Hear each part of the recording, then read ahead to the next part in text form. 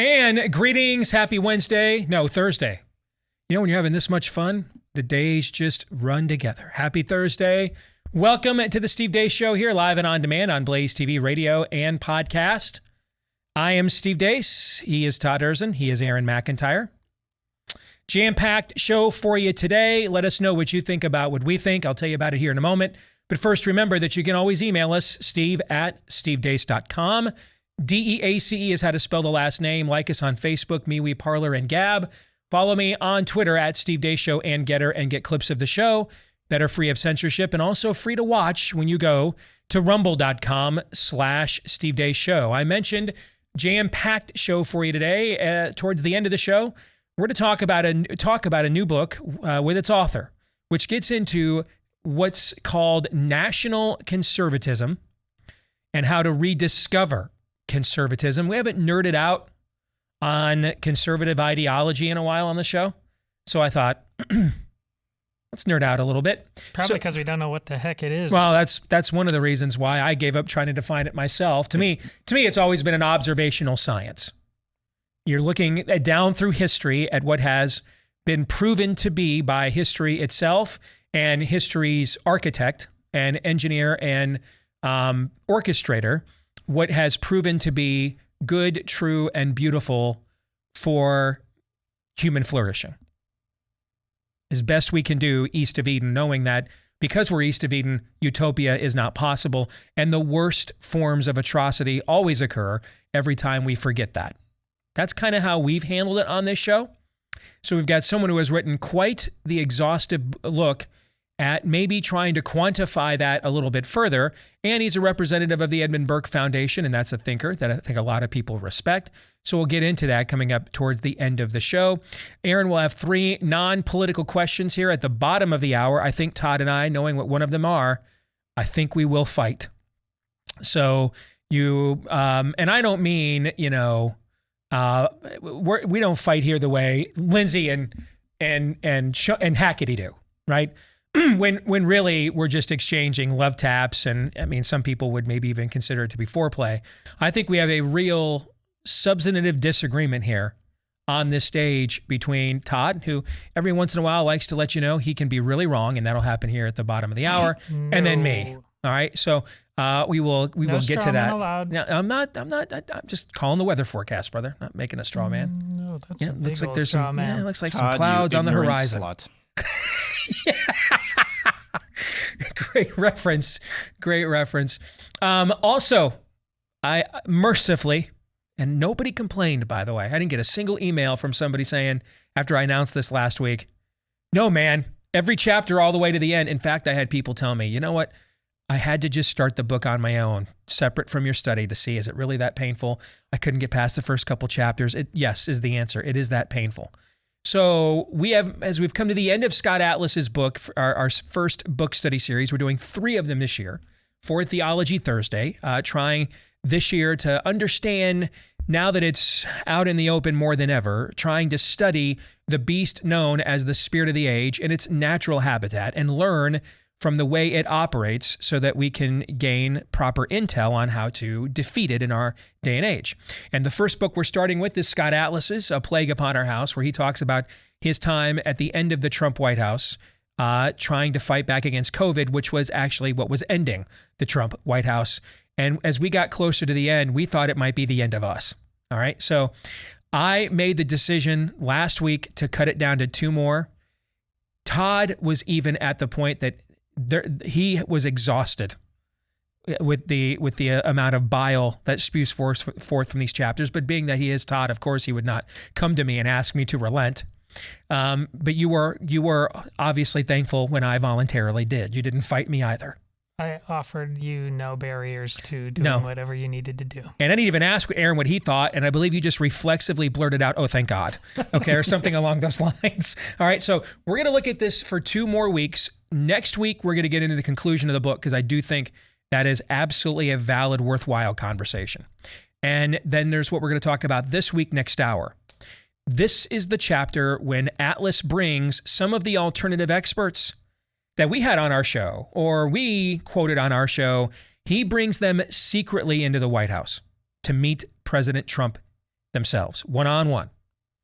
And I think that this is a conversation we need to have, particularly if we're talking about that same president running for president again, and us investing at least some portion of our hopes and dreams and futures into his candidacy, because this exchange and what did not happen after it occurred, I think it's a vitally important conversation for us to have before we do run it back in 2024. So we will do that coming up for Theology Thursday next hour. But before we get to all of those zany hijinks, let us begin as we always do with Aaron's rundown of what happened while we were away.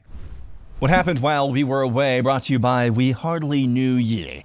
Department of Homeland Security Secretary Alejandro Mayorkas announced yesterday he's pausing the newly created Ministry of Truth. He announced the so-called Disinformation Governance Board on April 27th, meaning it lasted just 2 Scaramucci's, about 3/4 of a Scaramucci, less than CNN+. Washington Post headline from Taylor Lorenz, how the Biden administration let right-wing attacks derail its disinformation efforts. Check out the picture and description Lorenz used for this story. Enhance. Quote, Nina Yankowicz, who served as a Fulbright Fellow, works in a press room at Vladimir Zelensky's campaign headquarters in 2019 in Kiev, Ukraine. Yankowicz was recently named the head of the Department of Homeland Security's Disinformation Governance Board.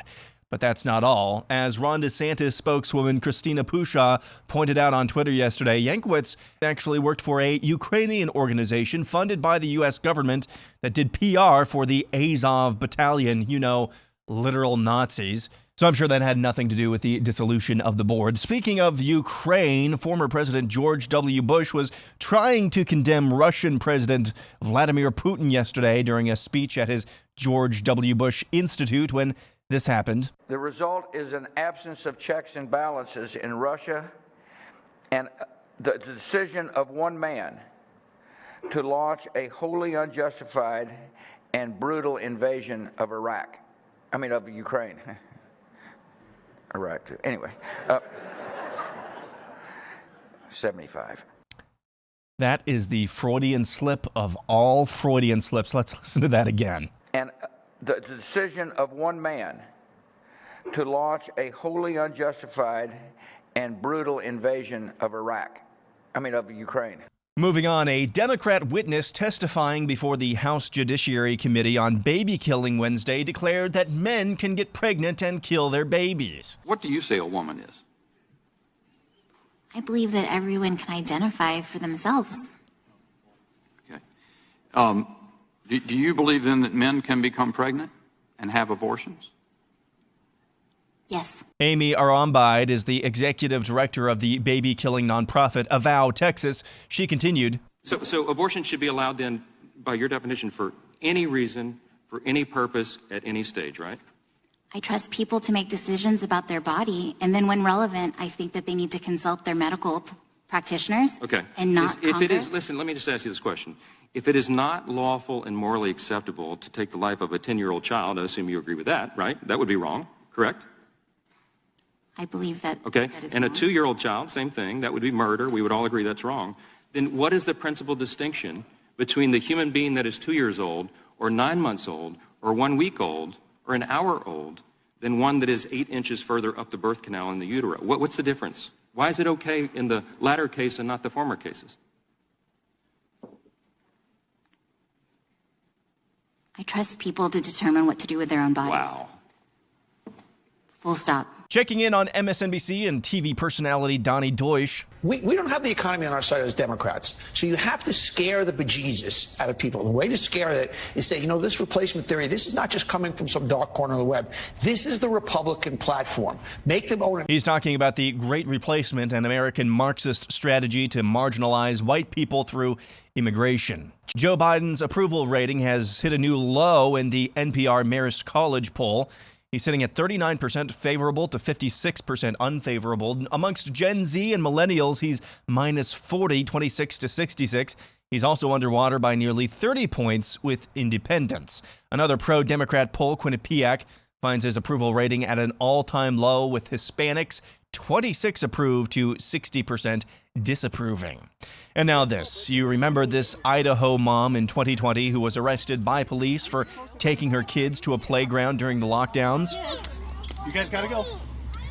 Let's go get your kids. So you're saying it's closed right here? I am saying the playground is closed. Her name is Sarah Brady, and her story didn't end with that arrest and this mugshot. According to Michelle Malkin, writing at the UNS Review, 2 years later, she's still being prosecuted by Idaho's Republican Attorney General for misdemeanor trespassing. 2 years later, dozens of online status hearings, 2 suspended trial dates, and tens of thousands of dollars in legal fees, Brady now awaits a May 31st hearing on her motion to dismiss the single misdemeanor charge on constitutional grounds.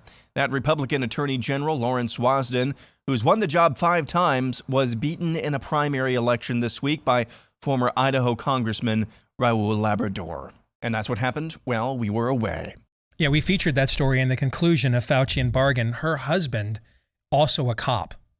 That same police force, as I recall. Yeah. So, I mean, those are his peers, his friends on the force that arrested his wife at the park for taking her kids there. Bet they've had some awkward conversations around that Idaho police local over the last couple of years, eh? One would hope. I would hope. Indeed. Aaron's Montage brought to you by Freedom Project Academy. If you are looking for options to get away, if possible, from government school indoctrination this fall, and I don't know why you wouldn't be. Here's one. They have perfected online academy learning. Can't give them a better endorsement than I subjected my own son to Freedom Project Academy for a couple of years. I know the people who started this school. We were in the trenches together in the fight against Common Core last decade. So these people get it. This is a classical education. You're going to learn mastery of subject matter. That matters. You're not going to learn mastery of spirit of the age propaganda. And you're also going to be taught how to think, not what to think. Critical thinking is a must at FPA. If you want to get a free information packet, get it right now because spots are already filling up for the fall. Get it for free at freedom4school.com. That's freedom4school.com. Coming up in today's Overtime, we're going to get into the debate that has transpired on social media the last couple of days about the cover of the Sports Illustrated swimsuit edition.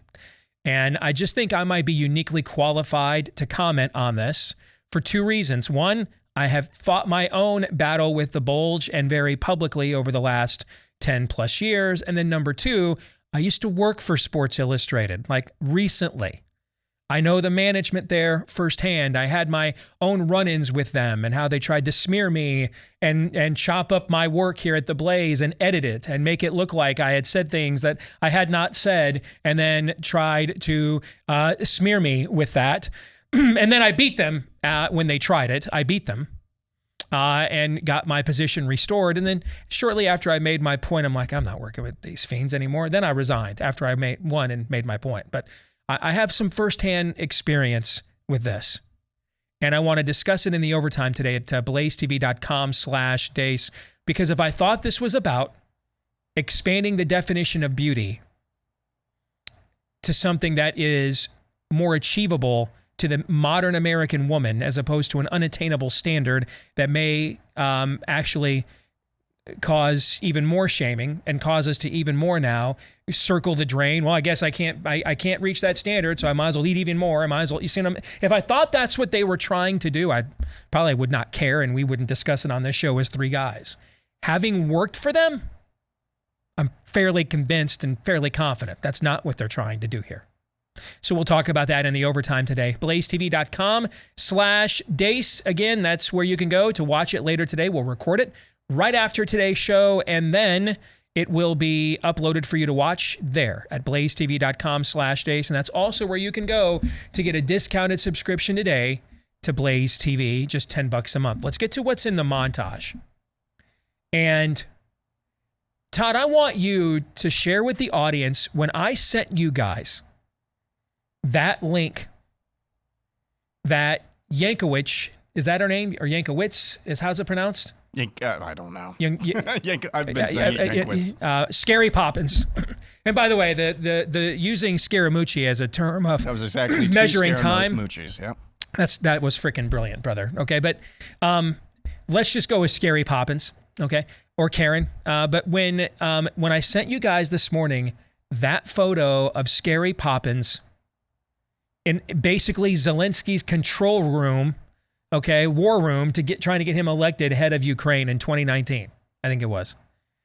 Just share with the audience what your reaction to seeing that was. What? That's what my reaction was. Why did you have that reaction? Because it was just earlier this week, or maybe it was last week, when I was talking about what, it was earlier this week, Mitch's motivations were for going over to Ukraine. Yes. And it ain't just some humanitarian mission. There's just something fundamental of Ukrainian impeachment, Trump's phone calls, Biden's son there. This honestly, Putin and Russia are a side character in this entire thing. What in the hell is going on that twit was over there running ops in 2019 on this thing? Folks, we are so far down. It's what Aaron said yesterday. What's real? What is real? I have no idea, and none of us do. And maybe my suggestion was that ditches, and he's starting to get a little tired of all this. No, he's probably in on it. Yeah. Far more likely, him and his wife have become mind-numbingly wealthy the longer they've been in the Senate. No. Dude went over there to figure out, what the state of his investment was more than anything else. Do you guys still have the Tesseract? Yeah. Yes. Okay. I mean, Ditch and Biden on this are not a Venn diagram. They're concentric circles. They overlap. That's fine too. Okay. So is this just the greatest money laundering operation of all time? Yeah. Think about the fact that it's clear most of us had no idea who this woman was until they announced this effort a couple of weeks ago, right? And so and then you see all the YouTube clips and she's just nuts. Okay, and you're like, wow, they clearly didn't do their homework on her. That's what we were all thinking, right? That's what we were all thinking. Then you see that photo and you're like, wait a minute. It's the exact opposite. She's been in the Spirit of the Ages pipeline. They were working her through the farm system, man. They had their eye on her. I mean, she was, dare we say, groomed for this. This is just the next stage in her evolution, her corporate escalation. This didn't come out of nowhere. They've had their eye on her for quite a while. She's been working their angles behind the scenes for a while. They viewed her, who alternative media turned into a justifiable, laughable punching bag in about 10 minutes. They had been grooming her for at least a few years now for more of a position of prominence. And the idea that these two things overlap and she's the common denominator, she's not the common denominator. Whoever's behind her and behind all of this, that is your common denominator. I don't know if maybe it's just me, but when you read the news or you watch the news transpire today, now over there on, what is it that our colleague Dave Rubin describes it as the televised mental asylum that is MSNBC, is that what he calls it? They just are now openly saying, we're just going to have to literally scare the hell out of people because we don't have any objective data points to run on. So here's what we're going to do. We're going to take our own talking point, as Aaron pointed out. This great replacement theory, it's had other iterations and names. Some of you might remember in the early Tea Party days, was it Agenda 21, right? This has had different iterations. Demography is destiny. Remember that talking point from the Obama years, okay? And what's funny is the same people who threatened us with this in the Obama years are now staring at a 26% approval rating amongst Hispanics. And that's coming off the presidency of the guy who ate a taco bowl salad on Cinco de Mayo and tweeted it out. Todd, you had forgotten about that. Went after the, quote, one Mexican judge. All they do is send us their rapists and thugs and criminals. We're going to build a wall. So, and by the way, that guy also got the highest percentage of working class Hispanic votes of a Republican in modern American political history, by the way. All right. So on the heels of that, of those two events, here they now stand with a 26% approval rating with Hispanics as we stand right now. And that's coming from Quinnipiac. Guys, take it from somebody who studies this stuff. Quinnipiac, amongst the public polls that have a brand, is maybe the most pro-democratic one. It's certainly in terms of its bias. It's in the conversation. So if Quinnipiac is telling Democrats that it's 26%, what is it really, do you think? But this is their theory. This is their thing. They've been peddling this under different iterations for the last couple of decades. And so there's Donnie Deutsch on MSNBC. Hey, we're just going to have to, we have to lie and scare people. We have to take our talking point, our plan, our agenda, and we're going to have to scare people into thinking it's theirs over there. When you live now at a time that all of the stuff that we used to just theorize, that this is what they really meant, or this is where they would go someday, and suddenly, without any prompting, suddenly that day just arrived on every front. Yes. You see it in the video of the woman that they put up for an appointment, or no, they put up for testimony in Congress yesterday. Yeah, I mean, I can just kill it whenever you want, and you can even see she ponders her point. She stops to think about the questions, almost as if she's never even thought of it before. And then remember how I've described for you in the past trying to have a conversation with a Jehovah's Witness, and I've talked about the conditioning? You want to know what it looks like? It looks like that video, guys. That's exactly what it looks like. Stop to ponder, oh, new information. Oh, a line of questioning I hadn't considered. And then what does she revert to? Does she come up with another layer of reasoning for why she still thinks what she thinks? Does she do that? Nope. No. She just repeats the talking point and then says full stop. That's a cult. That is a cult. You just watched yesterday in the United States Congress, a cult member showed you cult behavior on camera, live, and in living color. And the more and more you see the way things are going down these days, how ridiculous some of these stories are. The picture going around of this latest now tranny athlete. I'm like, dude, man, when he showed up at Little Red Riding Hood's house, she was like, my grandma, what a square jawline you have. Okay? This stuff is so over the top.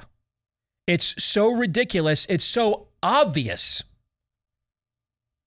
that you can't help.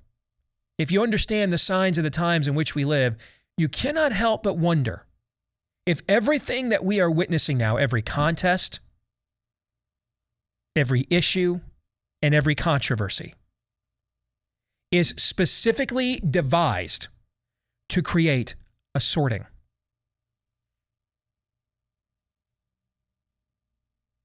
Specifically devised to create a sorting. Specifically devised, almost like a census, who will comply and who will not. Who will think, who will not, who will hold on to their truths and values, and who will not. Because I can just tell you, it's certainly not being presented to generate the outcome of a conversation or a debate or a discussion. As you've been saying recently, Todd, we're post-argument now. These things are not being talked about or being discussed. And hell, it's not even just on the other side. We just saw in the Pennsylvania Senate primary. She's just not electable. Okay, by what standard? Not electable, can't win. Okay, why? Says crazy stuff about homosexuality and Islam. Okay, well, the last guy that Republican, the first Republican that won that state since 1988, said crazy stuff about virtually everybody else. He won the state probably twice. They stole it from him last time. And actually, he's one of the ones out there now saying she can't win. By what standard? See, is that meant to provoke a conversation? Is that meant to have a discussion? Who's the best candidate here? Is that meant to do that? No, it's meant to shut the conversation down or to sort. What is one of the things Rick Grinnell said to Ali Stuckey? Did you guys notice this? Okay, so word is just out now that you're fine with criticizing Trump-approved candidates. He told her this. That's a freaking cult. So if somebody's Trump-approved, they cannot be criticized. They can't be vetted. Hey, Trump has spoken. Nomine patre. So say we all. It is finished. That's where we are. Everywhere we turn, the conversation is not devised for a conversation to therefore then occur afterwards. For there to be a discussion, for there to be a debate, a dialogue. It's to sort. What side are you on? Will you comply? Will you not? Will you think for yourself? Will you not? Will you hold on to what you know is true, or will you not? Gentlemen, your thoughts. I think everything is just Epstein's Island now. It really is. That's what the Ukraine is. I think I think that's why we're sending all this money over there, why the Ukraine flags need to fly, is because if we find out exactly how deep that rabbit hole goes, yikes. I think the same is with pharma and medicine. As Steve will tell you, he's in the past. We're going to be telling you more about that in the future. There's so much darkness running this world. And there's so many tentacles in it at every way. People have bought into it. They've compromised themselves to have the comfort that I regularly talk about has seduced them into first unknowingly perhaps compromising things, and then just being addicted and needing to stay on it, and then increasingly willing to say and do anything.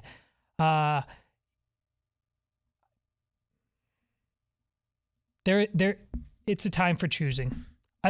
Again, you're just catching me in that moment again where I'm struggling to find anew the words that finally snap people, because you're all drunk.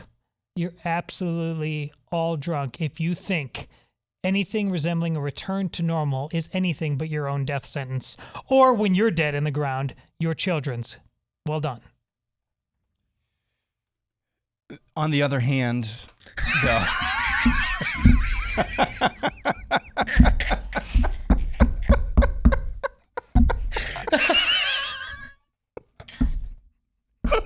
That was great. There's all... Todd has a wonderful singing voice. There's always yoga and margaritas. I'm sorry. That's perfect.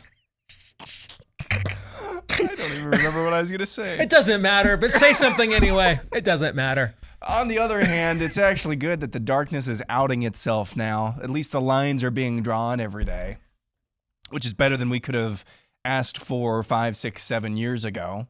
We had a feeling, and we had whispers back then, and we knew back then. But now they're just openly telling us, your children belong to us. If we can't abort them, then they belong to us. Once they do come to us, we are going to give them, we're going to give your 5-year-old puberty blockers and transition them and groom them. And then once they're old enough to vote, they will be permanent wards of ours. They're telling you this now out in the open. That's good. We can win in an environment where it's black and white. Amen to that. 3 non-political questions are next. Inflation surpassing highs we've not seen in, 4 or 5 decades. JP Morgan now saying we're going to have a national average of $6 a gallon of gasoline by August. Folks, the only thing that'll stop it from getting to 10 by the end of the year, winter. I mean, the way things are trending and what they're trying to do to us, 6 by August. The only reason we don't get to $10 a gallon by the winter or by the end of the year is winter. I mean, we are seeing economic indicators. You know, you and I were very little children the last time we saw anything close to this, when we had to invent the term misery index in order to quantify the Carter economy. Except that was largely just incompetence. This is a managed decay. This is on purpose. They told us they were going to do this to our energy during the presidential election. They openly said it. Just people are like, nah, they don't mean it. Well, turns out that they did. And that's another reason why you want to talk to our friends over at Bullion Max. They're a direct-to-consumer precious metal retailer that can help you diversify into gold and silver as a hedge against inflation. Also, security for your family in times of crisis. They're owned by veterans in the precious metal space. They offer some of the lowest prices on the internet. And right now, for example, you can get their silver starter kit at employee pricing. They can't offer it any cheaper than that. This is the discount they get. They're offering that to you, including that silver American Eagle and a lot of other popular and also profitable silver products right now. When you go to bullionmax.com/Steve, the offer is so good, it's limited to just one per household. That's employee pricing on their silver starter kit at bullionmax.com/Steve. Let's get to 3 non-political questions. We'll have questions. Who am I? Why am I here? Where am I going? Who am I? A search and a question of identity. Why am I here? A question of meaning and purpose. Where am I going? Question of destiny. Some better than others. What sort of morality or proto-morality would you expect to find in a chimpanzee troop? Injecting some levity into the demise of Western civilization. It's 3 questions on the Steve Deace Show. Yes, 3 non-political questions. The built-in, on the other hand, of this show every Thursday. A break from the demise and fall of Western civilization. I actually had a different version of this question, and then you guys came in and started arguing about kind of the breaking news in the sports world this morning. Nick Saban, a few days ago, head coach of the Alabama Crimson Tide football team, said he believes we need more parity in college football. Then yesterday called out one of his former assistant coaches, Jimbo Fisher, now the head coach at Texas A&M, called him out, saying every player on their record-setting recruiting class was bought and paid for. Discuss. I'll let you go first. Go ahead. Well, I honestly don't know the veracity of that. I haven't taken the time to look into the details on that. But here, listen, this is not, it's a straw man to get in the weeds of these two gentlemen and whatever past they have, whatever their genders are, how dirty both were in the past under the previous system. It's all a ruse to cover up what is clearly, and I've told you from the beginning, and I've been right, the name, image, and likeness and the transfer portal are a total joke. Everybody now in the sports bro media is like, who said this had to happen because the kids were on the plantation. And they're like, well, I didn't see this coming. I don't know how this happened. What do we do? This is all pathetic. C.S. Lewis said, if you are off track, it is no good feeling and knowing that you are off track and then just meandering off. You have to go back. And that's what nobody understands or cares about, because this idol is way too shiny and big and they love it and they won't go back. But just like Jack said on Lost, we have to go back.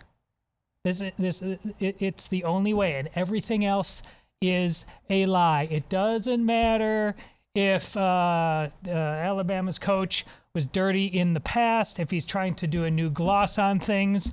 He said several weeks ago, he said, this is unsustainable. And he's right.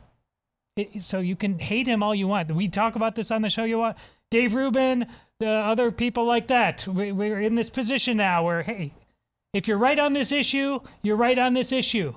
No respecter of persons. This is about the issue. And nobody can look me in the eye and say this is going well. This is a joke. If you think it's going well, you're part of a cult. I don't disagree with any of that. I just think that letting Nick Saban be the proxy for your righteous indignation is is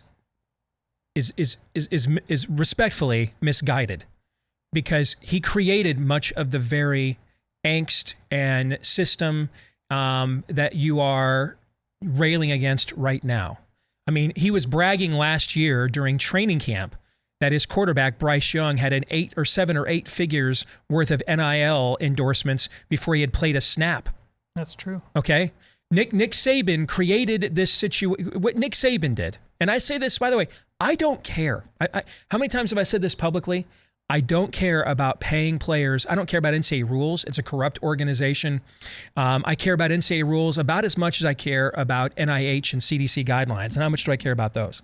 Not at all. Okay, so I don't care that a money laundering scheme known as the NCAA has rules against guys who are literally risking spinal injury and permanent paralysis, if not death, at any point playing a dangerous sport, get paid for it. I don't care.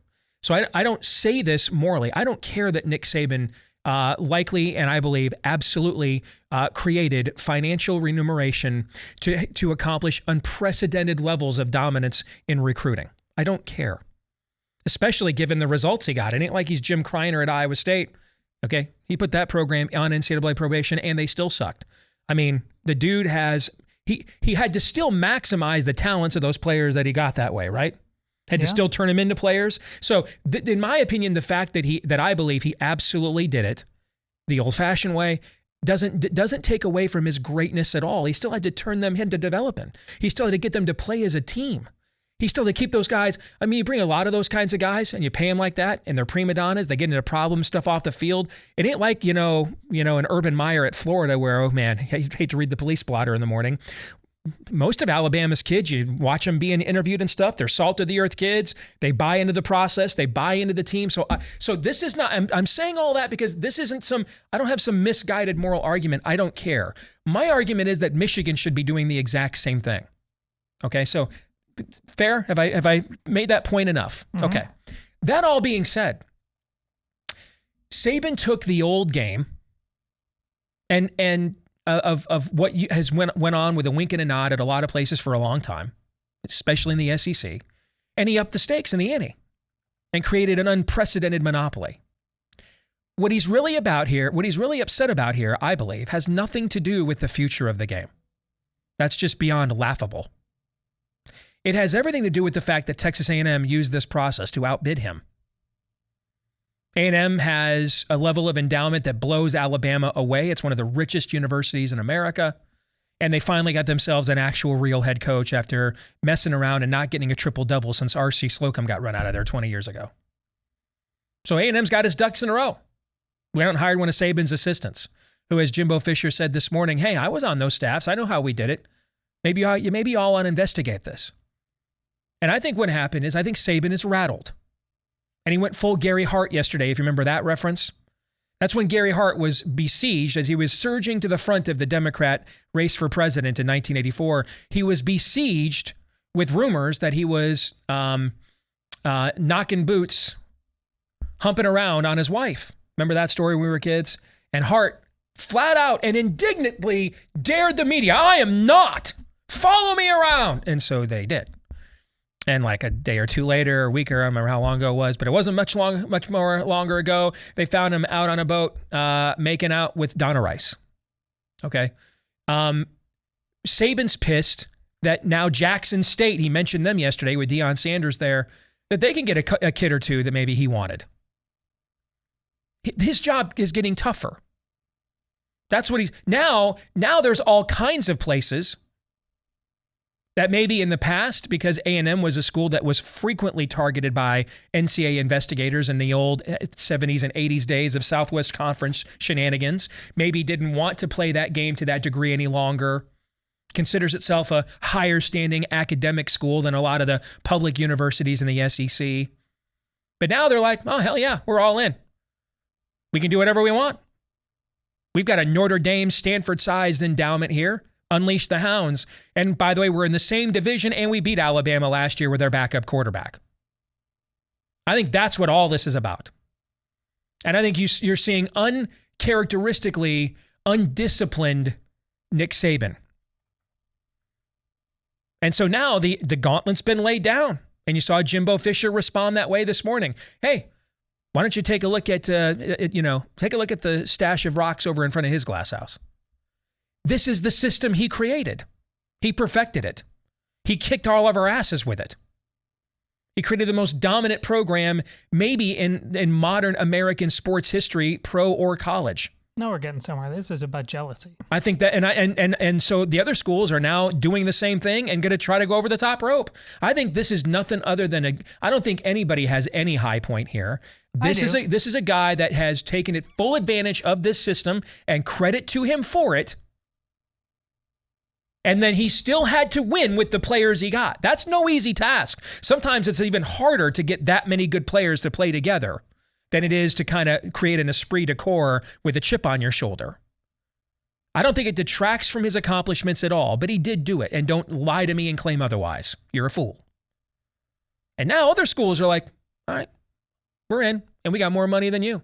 So we're coming down. Now we're coming. And I think that's what this is about, is now Saban is concerned that Texas A&M has now set a new bar. Like in the NFL draft.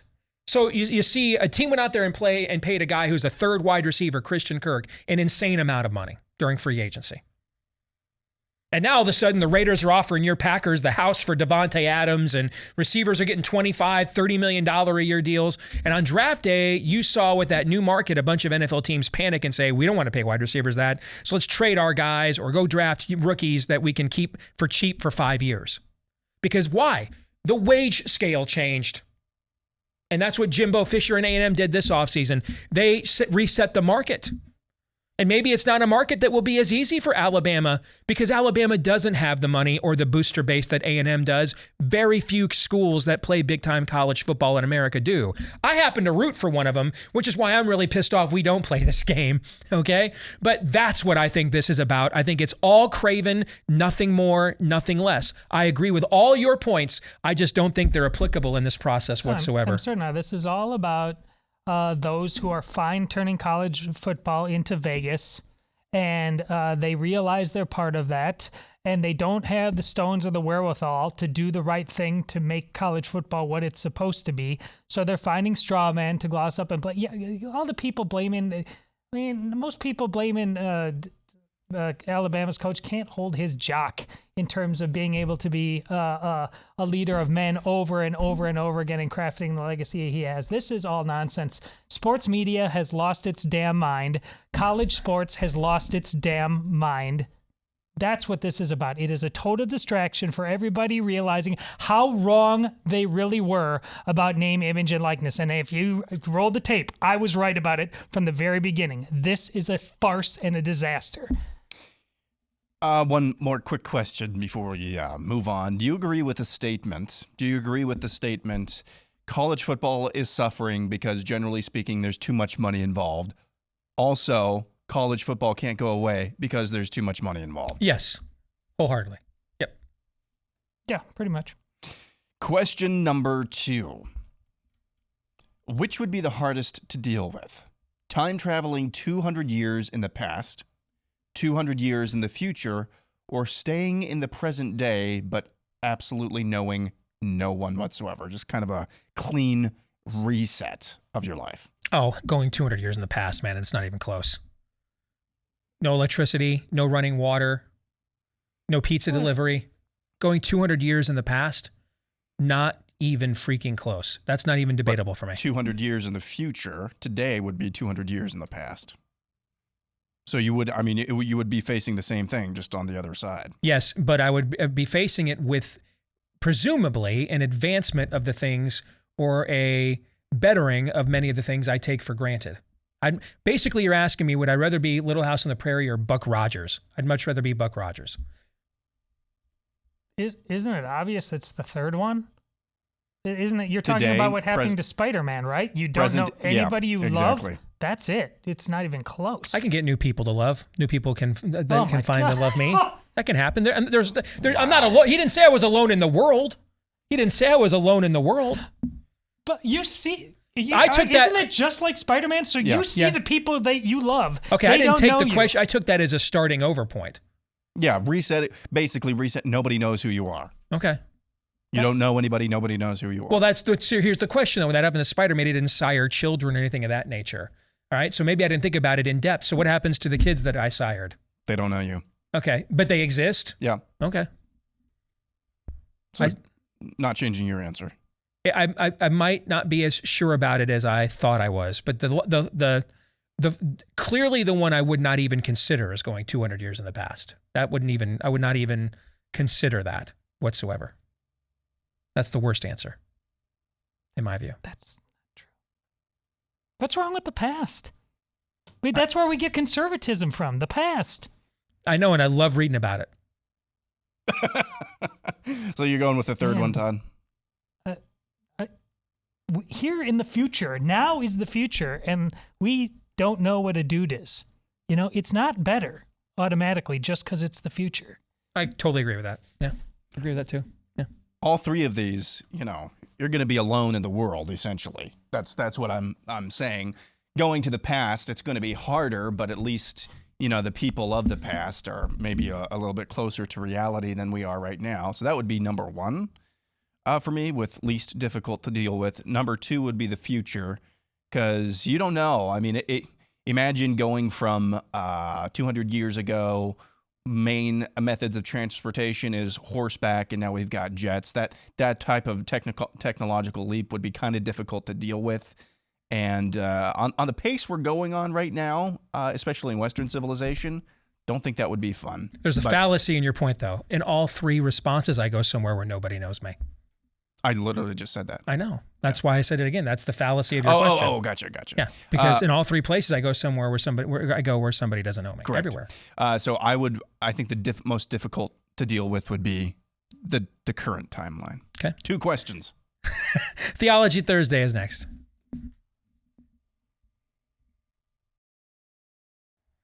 And we're back with Hour 2, live and on demand here on BlazeTV radio and podcast. Steve Deace here with Aaron McIntyre, Todd Erzin, and all of you will be joined at the bottom of the hour. Make sure I get it right. Aaron, remind me, Yoram Hazony, correct? Did I get it right? Well done. Yes. I got it right. All right.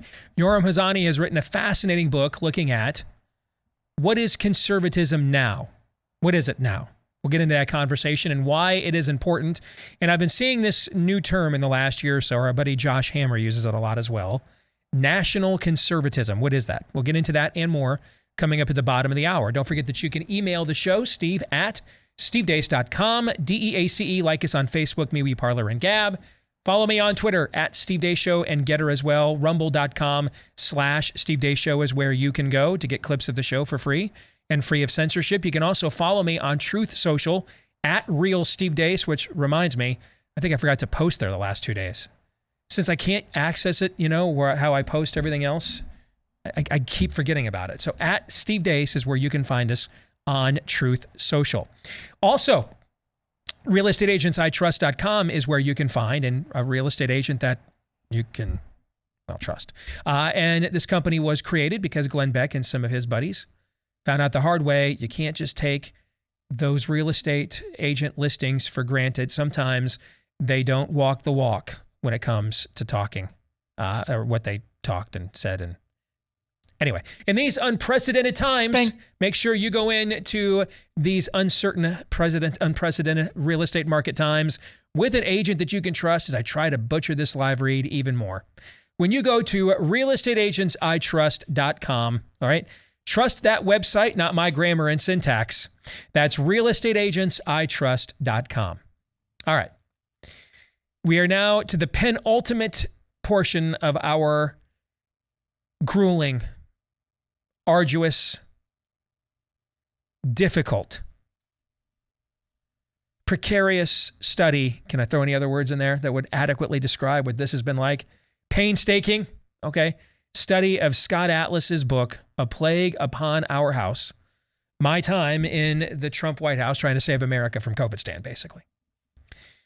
Even though there's several more chapters to go, I just made a unilateral decision for which neither one of you put up any fight whatsoever, nor did anybody in this audience for that matter. No give-backs, no take-backs. That's right. Hey, don't stiffen your spine on me now, Erzin says. right? I need that thing flimsy and jellyfish-like right now. We got to get out of this. I don't know about you guys, but my brain feels like it's being waterboarded every time we talk about this book. You know why? It's because every conversation we had in 2020 on and off the air, and everything we feared on and off the air was going on over there at 1600 Pennsylvania Avenue about COVID in 2020. Does this book just not confirm it and more? Well, right? There's that, and then knowing all that rubbed right in your face. You know, if you were given the opportunity to vote right now to put him back in again, yes, you still would. Yes, that's insane. Yes, and that has almost as much to do with what we have right now as what he did when he was in there pre-COVID. Okay, I liked the shows. And I want to issue this disclaimer, okay? I would much rather do the shows we did in 2017 and 2018. When he did a lot of the stuff, when he actually did a lot of the stuff that I never thought he was ever going to do and was probably just lying about, and he actually did it. And I sat and pondered if I made the dumbest career move of all time by refusing an offer to get in on the ground floor of the Trump presidency. Those conversations were much more fun than the conversations we have had about the Trump presidency post-COVID. Fair? Is that your single-tier conversation? Yes. I'd much rather be disgusting. Disgusting. It was, that's true. another Freudian slip, George True. W. Bush. You might be wondering, why didn't I comment on that video clip? What can you say about, other than the clip itself? That's why he rolled it twice. Yes. I mean, it's a self-contained analysis, man. But yeah, I'm much more comfortable discussing what might be the absolute worst career choice anyone has made in the history of conservative media. It's got to rank up there, don't you think? It has to. Please clap, his brother. Okay. That's it. No, I'm not talking. I'm talking about me not going. Yes. Yeah.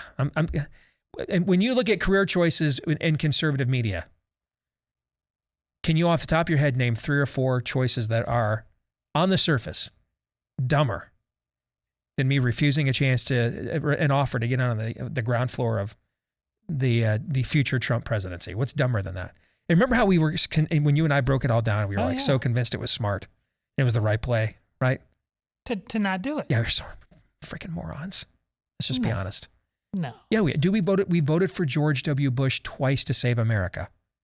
We're not smart. Let's just be honest about that. I voted. This is great show branding. I voted for Evan McMullin. Oh, that's bad. Dude, even as pissed as I was at Trump in 2016, do you remember the night we had Evan McMullin on? Yes. And I was like, no way. Even I was like, no way.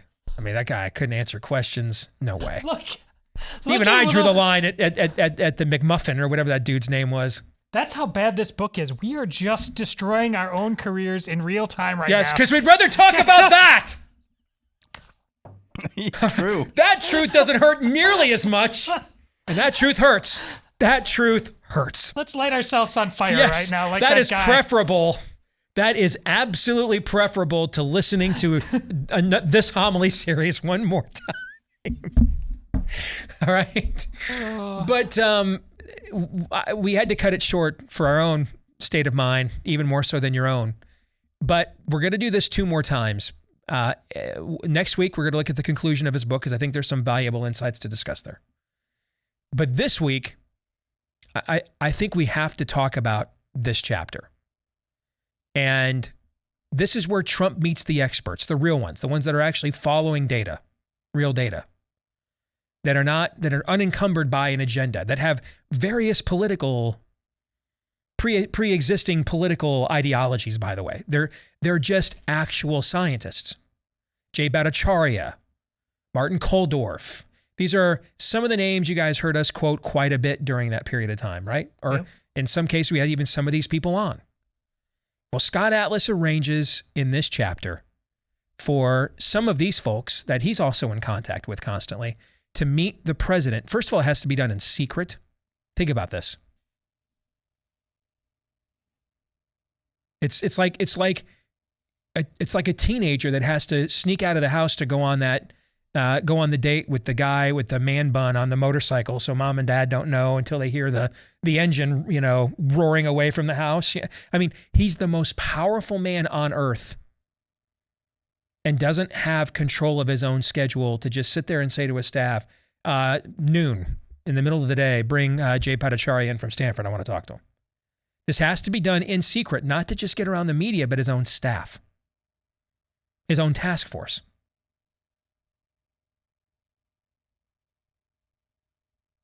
And then on top of that, the fact that he did meet with them, the fact that they did share this information with him, means to what level now are the excuses gone for why there wasn't an about face, why they just continued with, but don't, hey, listen, what is worse? Gosh, I'm going to get so depressed again. What is worse? Pretending to not know that none of these people exist and just carrying on with that lie and to justify continuing on the path that you were on, or looking them all in the eye, listening to what they have to say, and then continuing on onto the path in which you were on. Well, clearly to Debbie Birx, it's the latter, because she wouldn't even go into the room. Correct. So let's pick it up from there.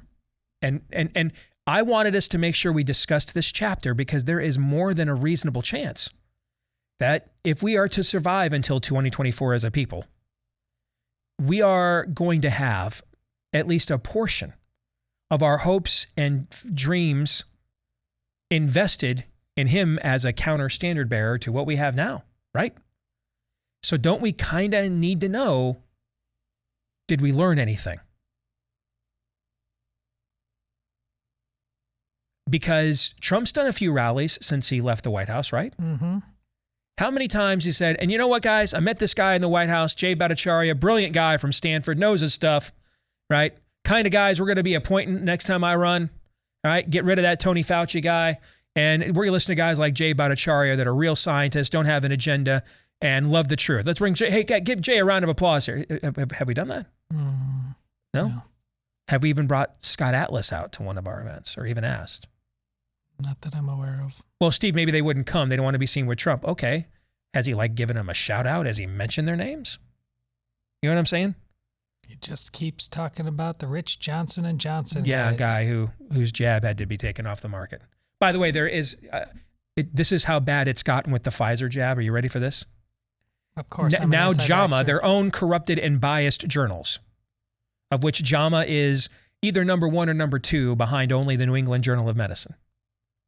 JAMA just came out with a study that basically showed, after a matter of a few months, the efficacy for your teenager for a jab or a Pfizer jab goes into negative efficacy. Which means exactly what I told you last year.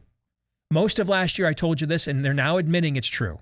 If you sign up for this jab, you are signing up for a never-ending sequence of repeated injections, which means whatever you think the current risk profile for the jabs are, and we don't really know because they won't really tell us. We have pieces of evidence from VAERS and other databases and other things we can look at from, other countries, but we don't have a holistic picture. I can't sit here and tell you right now for sure. We kind of had that with the DMED data, but the Department of Defense made sure to scrub that once some whistleblowers came forth with it. So we don't really have an objective framework for me to tell you specifically for certain what is the risk profile of Trump's jabs. I can't tell you that. But here's what I can tell you. Whatever you think it is, by the best sleuthing that you can do and the best research that you can do, whatever you think that rate is, you need to multiply it now. It's a force multiplier.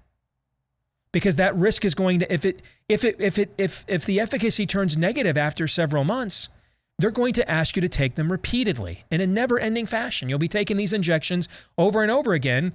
So it's a little bit like when you're playing out in the street. First time that happens, nothing may occur. But with ever ensuing opportunity that you go to play in traffic, the odds obviously increase that eventually something will. Yeah. So this now makes these things a waning efficacy. Here's the best thing we can say about injecting your children with these things. The best I can tell you is they are a short-term waning efficacy product that also at the same time generates a force multiplier of a risk profile. That is the best thing I can tell you. That's the best resume I can give you. For something you were hardly at risk at anyways in that age group. Correct. And so we're talking about just, hey, everybody clear, make a straight path and let's run it back in 24. Forgive me, I don't mind being disliked. I had to move to 11 different schools. I mean, we just did a question for 3 questions where I didn't bat an eyelash at having to start all over from everybody that knows me and likes me, not knowing me or liking me. I'm the kid that lived in a basement room to avoid his dad wailing on his mom and his little brother upstairs. I'm used to being a loner. Am I saying that's good, by the way? No. No, I'm just saying that's the way I'm wired. I don't need your approval. I don't mind it, so please keep sending it in. But I don't need it, and I will never construct something in order to generate it because it's not a requirement for me to get the approval of people. So I will say this to you when a lot of people who make a lot more money than me doing this won't, because they know better than to say stuff like this, okay? We can't just sit here and clear a path and run it back without asking a couple of questions like, did you learn from the biggest mistakes that you made that we're still paying for now? So gentlemen, let's have that conversation. You're up. Don't you feel like on a micro scale within the White House, this is like reading the book of Judges just a little bit? I mean, the book of Judges, you read, this judge rose up and ruled Israel for a few years, and then right after they died, or he or she died, they did what was evil in the sight of the Lord. 1 step forward, 3 steps back constantly throughout that book, seemingly. This last paragraph of this chapter, yet again, instead of assuring, this is after the secret meeting you were talking about, yet again, instead of assuring the public that their president and his administration were listening to world-renowned experts, there was almost no publicity from the administration and none from the White House that the event had occurred. No press release, no media, no release of any official photos. In the end, I was extremely grateful to see the tweet or 2 sent out from Secretary Azar's team, something that I had directly pushed for until they were finally released. Every time there's like, okay, every time Atlas is like, okay, we got a breakthrough moment here, it's like the rest of the White House. Okay, cool story, bro. Yeah, I'll tweet that out for you. Yeah, sure. It is like reading the book of Judges because, as Todd has pointed out on numerous occasions, this entire country right now and culture seems like it's the land of the judges right now. So everyone is wise in their own eyes. There's no standard. Is that what you're saying? Yep. Yeah. Yeah. There is no fixed standard. And what Scott Atlas found out, and I've done this many times in my own life, I need to know first and foremost if they don't know or they just don't want to know. And so, starting with the task force meetings, he brought the objective data to find out and learn that Debbie Birx and Mike Pence just didn't want to know for different reasons. Birx had an agenda, and Mike Pence is literally the human embodiment of every pulpit within American evangelicalism that has allowed this country to literally go to hell. I mean, he's beta male walking. So Mike Pence doesn't want to know because he's a son of Adam, just standing there while the serpent does his thing and doesn't want to have to acknowledge what's going on because then he might be provoked to act, right? Mm-hmm. So that's different. Birx is the serpent acting. And the son of Adam doesn't act. Then he takes it to Trump. Thinks, well, I'll just go over the top rope on all these people, right? I'll go right to the head man. And in this case, what he sees is a kept man. He sees a man that is so imprisoned by his in a cell of his own making, by his own staff, by the fear that's gripped his White House, that Trump is an Israelite when Moses arrives. I am so used to a paradigm where I bust out of this West Wing a couple times a week to show up at these task force meetings and vent against the media and get things off my chest. And then I go back to my office and basically just get thwarted. I just get headed off at the pass by my own administration. I'm toothless. I'm a kept man. I'm a prisoner in Egypt. And Atlas shows up and gives him the keys. Hey, break free of those chains. Well, we don't want to rock the boat. So here we are. And that is a worldview issue. That is a worldview issue. Israelites could not rise above their worldview either. They had been prisoners of the moment for centuries. They couldn't rise above it. They couldn't see beyond it. And so what God had to do was get them out of there on his own and to a place where he could minister to them apart from where they were slaves. And that's what we're trying to find out right now is Trump is out of there now. So has he been ministered to? Is he thinking it through on his own? Does he understand the mistakes that were made? Has he taken ownership of the... Let me repeat this for the 10,000th time. They stole the election from us. They didn't steal it from him. They stole it from us. They stole the election. But if I leave all my doors and windows unlocked and opened every day, if someone walks through them without my permission and takes my stuff, are they still a thief? Yes. Am I a moron, though, for leaving everything open and unlocked and unprotected all this time? Yeah. Should I maybe take ownership of that before I replenish those goods? Yes. And realize, if I keep doing it, they're just going to steal it again, right? Yes. It'll just come right back. That's what we're trying to figure out here. And we're looking for evidence of, even if you want to say, Steve, they're still in the heat of the moment, it's the end of the administration, there's no way they could have made that change. I'll grant all of that. Okay, fine. But what about now? Do you see that evidence right now? Have you seen it in the last year? Or are we just going to run the same routine? So, okay, what happens the next time the spirit of the age shows up? Are we going to make better hires? These are the questions that we need to ask right now because there's nothing less than our future at stake. Todd. Well, Burks and so many people out there got drunk on the mantra, if it saves just one life. Well, how noble was that? They were willing to go to lengths of shutting down an entire economy, no matter how many lives that hurt in terms of doing the things that make lives stable and worth living.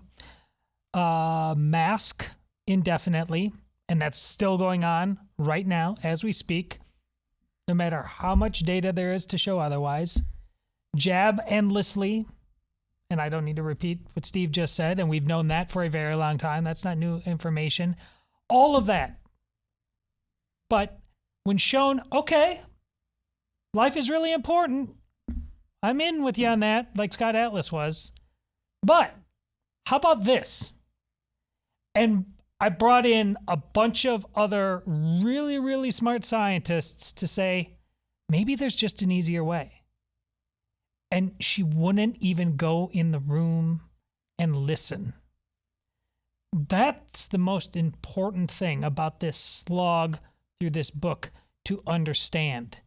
She would not go in there because she knows how obvious it would be that the emperor has no clothes. Mm-hmm. It's Chuck Schumer not taking Tucker Carlson's invitation the other day. You run from a fight that you know you cannot win. Yeah. So we're left living in a country that demands what Scott Atlas did in this chapter.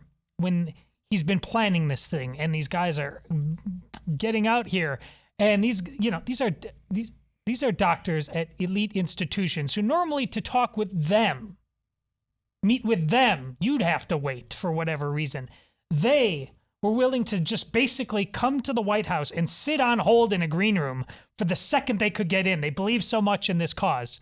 She wouldn't hear it. And Scott Atlas, he's clear he's a man who doesn't suffer fools, and he did his best for as long as he could. When they kept delaying, canceling, what have you, he said, no, this is not happening over my dead body. You're going to get us in that room. And then when he got in that room, he had a lot of time, way more time than they offered now. And then you have to go to where Steve said, did anything happen? That's all. But in this world, in this moment, and it is fraught with risk and uncertainty, but you must at all times be what Scott Atlas did, because we are post-argument.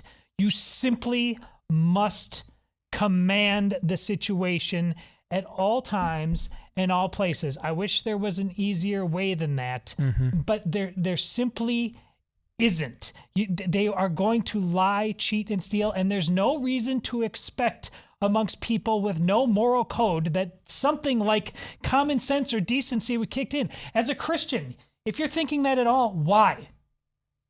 What about your faith teaches you that? Our faith teaches us the opposite. The incentive is to lie, cheat, and steal in more and more brazen ways.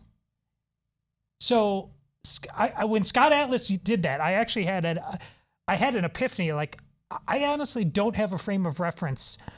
It felt like this book, I was reading it in Methuselah years. So I just checked the dates. Do you know that happened? 5 weeks. Mm-hmm. Doesn't it seem like he was there for 5 years? Yeah. 5 weeks. Certainly seems like that reading his book. Yeah. Ugh. I think you made a very important point a minute just during that. Rant, yes. I didn't want to denigrate it because I loved every word of it. But hey, I'm yeah. a Dennis Miller fan. You can. But that's what it was. What's the number one thing we can be right now, given the times in which we live? And if, and in fact, this is really the proper hermeneutical, exegetical response to what Aaron just made with the reference he made about the time of the judges. Mm-hmm. The number one thing we can be right now is truth tellers. That's the number one thing we can be. That's more important than an outcome. Mm-hmm. That's more important. I mean, if you're sitting around trying to game plan in the state of Pennsylvania, what'll win and what won't. When you're the state that gave us the deciding vote for Obamacare, you're the state that gave us the artist formerly known as Dick Levine.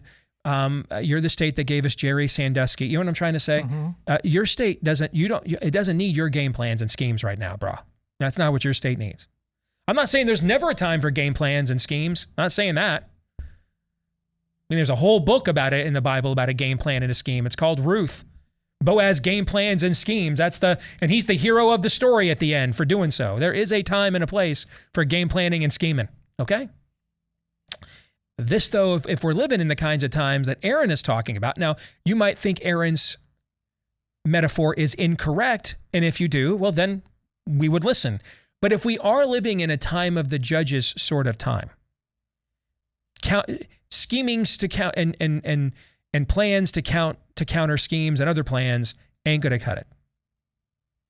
Because eventually you're going to run into that sort of old-fashioned conservative argument of, well, I don't want to violate my principles to oppose. You see where I'm going with this? Yes. So I will follow the oomph of the spirit of every syllable of what I believe to show my moral superiority while they just rape, pillage, and plunder my way of life with no regard.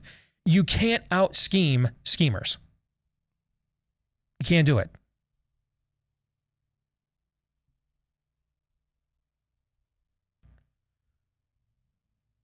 This is a time to be Israel, not Jacob. Jacob's name, by the way, literally means schemer. That's what it means. And what does he do? He schemes his brother out of his birthright. Now, his brother had to agree to be schemed. Esau had to be so craven and so carnal that he had to agree to sell his birthright for a bowl of food.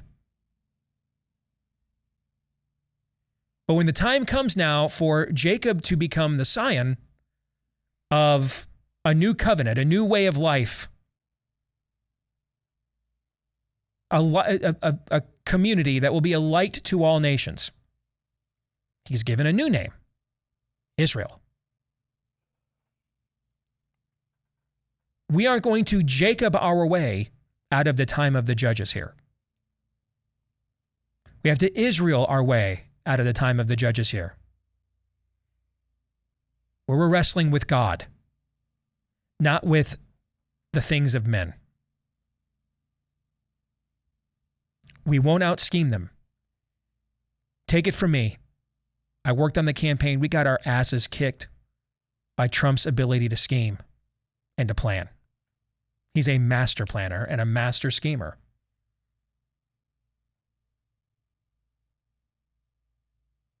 But when he came face to face with the real master of schemes and plans, that whole house, that thing looked like a house of cards and fell apart.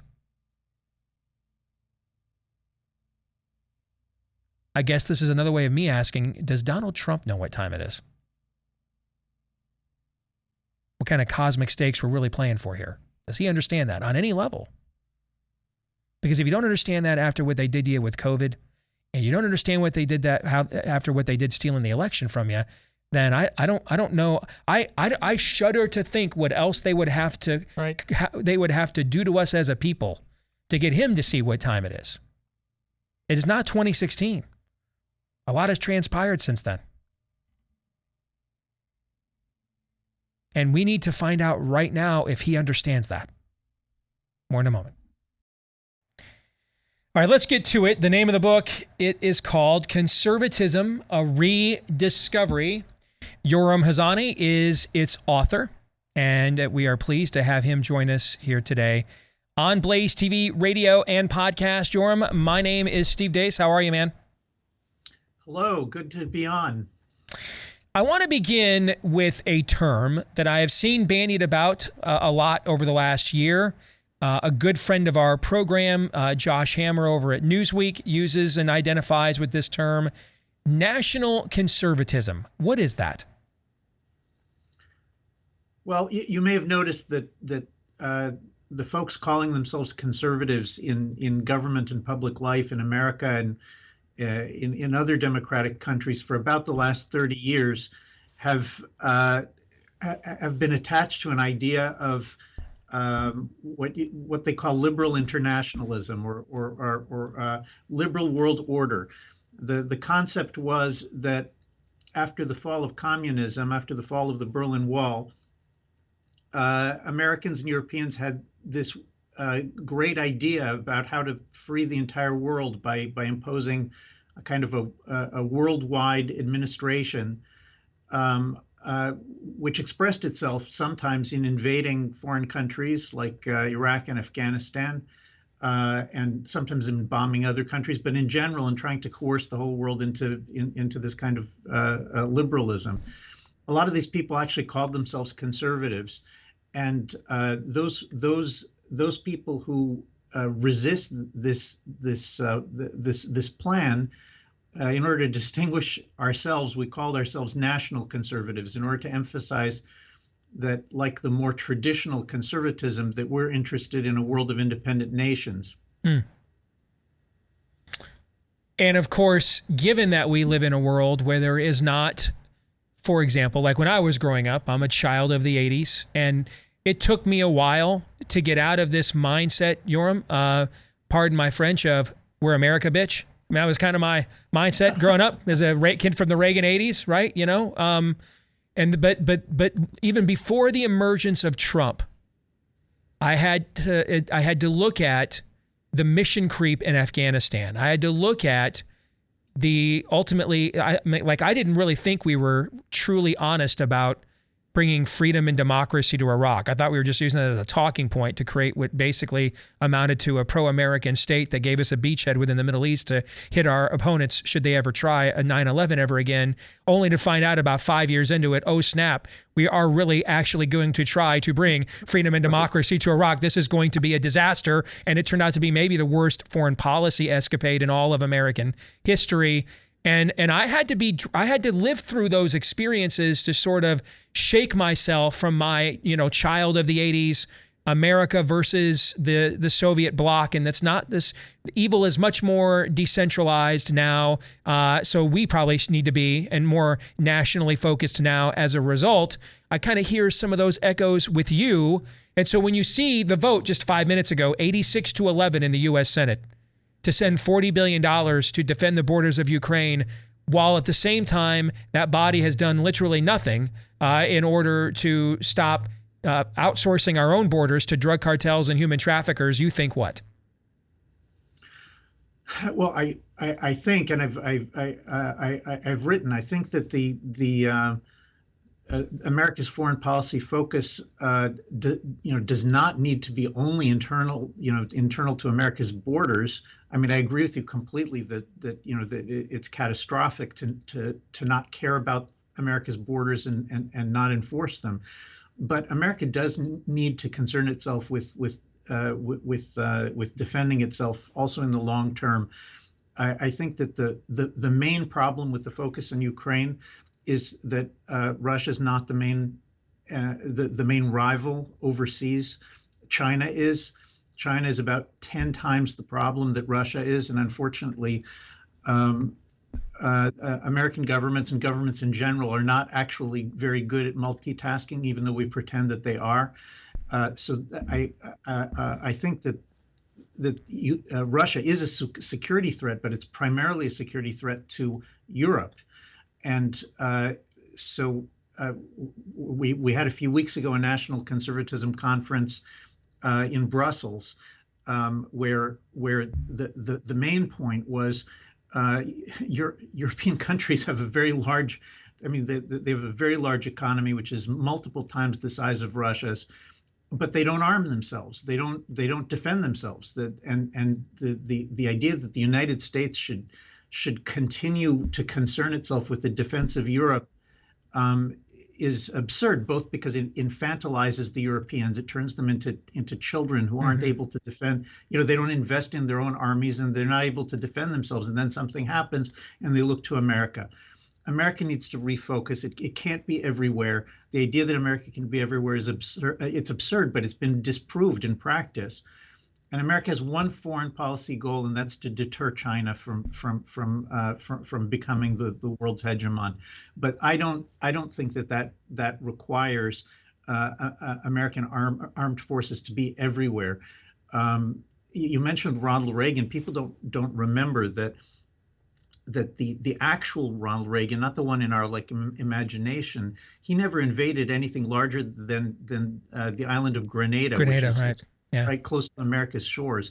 So I don't actually think the problem begins with Ronald Reagan. I think the problem begins with George H.W. Bush declaring the New World Order and saying, for 100 generations we've struggled in order to bring the rule of law instead of the rule of the jungle to the world, as though that's America's job.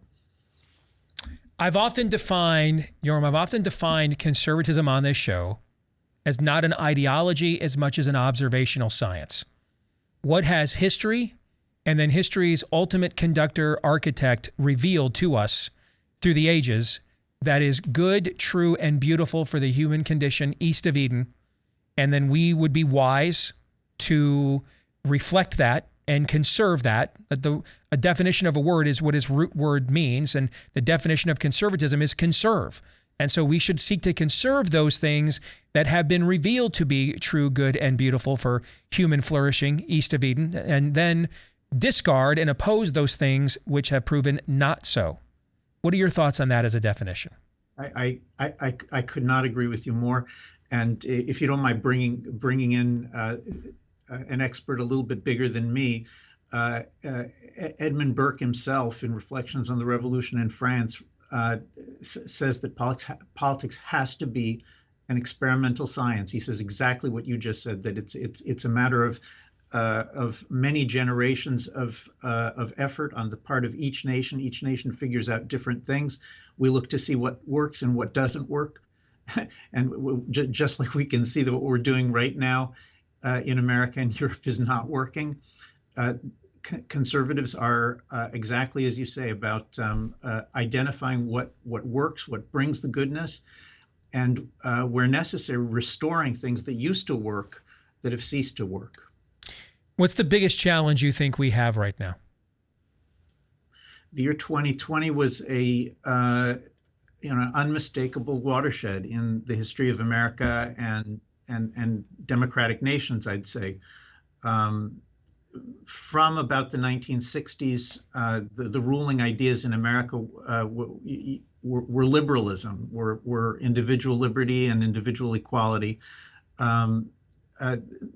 Some problems with that rule of liberalism, like the fact that that God and Bible were banned from the schools, that I think set America in the wrong direction.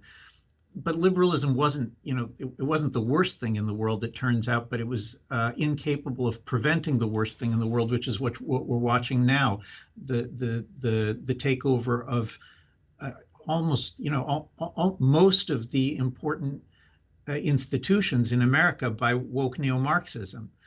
And you could say, well, liberals basically had one job to do, which was they didn't claim to be conservatives. They didn't claim to be conserving anything, but they had one job to do, which was to prevent Marxists and other totalitarians from taking over. And that's failed. So at this point, I think we understand fully, if we didn't before, that liberalism is not strong enough to be able to fight a force like what is hitting America and right now. In my new book, what I propose is that the only thing that's likely to be strong enough is going to be something that's based on biblical traditions. It's going to have to involve a restoration of Christianity to public life in America, at least in those places where there's still a majority that's willing to experiment with that. It's very difficult to see any other force that is going to be able to fight this off.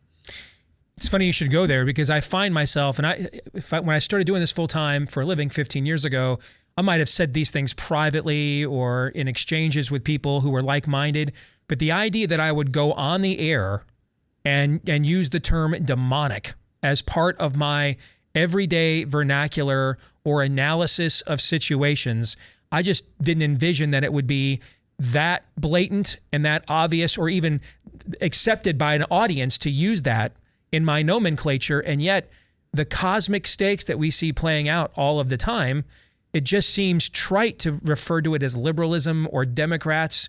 I just think that's a talking point from another generation. That these are cosmic level debates, and I find myself using cosmic level terminology more than ever before in my own discussing of them. Yeah, I think that's fair. Jews don't usually. I'm Jewish, and Jews don't usually use the word demonic. But I'll tell you what we do say is idolatry. Yes. Yeah. People are sacrificing their children to this ideology. Yeah. I mean, they're not yet killing them, but they're clearly destroying their lives. And if you want to understand, what was Scripture all about? It was putting an end to the idea that human beings should sacrifice their children to some crazy idea that they had. Right on. I mean, idolatry is another one of those cosmic terms we use on this show quite a bit. I think I have tweeted the graphic of Molochian worship on my Twitter account about 50 times in the last month, because I don't know how else to explain some of this stuff. I mean, I would love to give some sort of William F. Buckley, interpretation, political science breakdown of these events, but there's nothing political or scientific about this. This is religious zealotry of a spirit of the age, or an idolatry, as you put it. That's what we're up against. It is, and look, it's incredibly harsh to watch, and incredibly depressing if you think that there isn't anything you can do. I actually, in my book, I propose that there is something that we can do, but it's not going to be easy. People have to understand, as you just said, that this is a religion. It's a powerful religion. It wants to control all of American society, and then it's going to go, and then it's going to want to control the world. And you can only fight something this powerful. You can only fight a religion with a religion. You can only fight an idea with an idea. And that's not just a matter of public policy. I mean, I do think it's important that that we talk about conservative policies like returning God and Bible to schools where it's possible to do that. But just as important as conservative policies is that Americans and basically people in democratic countries have, have lost the sense of what it means to be a conservative person, to lead a conservative life. In other words, to lead the kind of life that would transmit these, these great and good things from the past to future generations. And it's a difficult thing to say to somebody who's grown up in a world where people just say, look, it's all about freedom. Just do whatever you want, whatever makes you feel good. All choices are basically equal, and it's up to you. We do need to move from that kind of society to a society that focuses on what do you do in order to make sure that the great and the good and the true is handed down and continues to be encouraged. And I'm not talking about like authoritarianism, like you have to dictate to people. I'm saying that a way of life, customs, right, a way of life that gives guidelines. People call them guardrails. They used to be called traditions, and these guardrails they give you a common sense so that okay, common sense. This child is 6 years old. You wouldn't allow this child to buy a house or drive a car. How are you going to allow this child to decide whether they're a man or a woman? Right on. Right? They don't know what either of those things are. Right. Have you ever met a 6-year-old? No. No. So I mean, this is something important. People talk about reason, and all of us love good reasoning, but reason is guided when it's good. It starts as a starting point, and that starting point is handed down by tradition, and by national and religious traditions.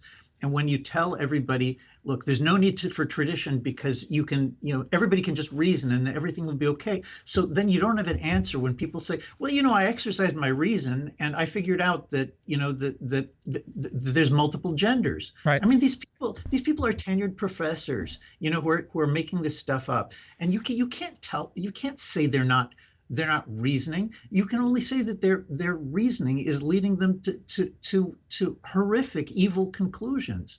And if people are not willing to, as you said, to use the language of look, there's some things that are just true and false. There's some things that are just evil and good. If you don't have an inheritance that lets you talk like that and think like that, then everything becomes equal, and evil is just as good. And look, here we are. Amen. We don't have the resources to fight. So look, those resources, we are going to have to go back to Scripture. We're going to have to go back to Christianity. That's very well said. Name of the book, Conservatism, A Rediscovery. Yoram Hazony, he was on a roll, man. Did not interrupt that. Want to interrupt that, even though we're up against the end of the show.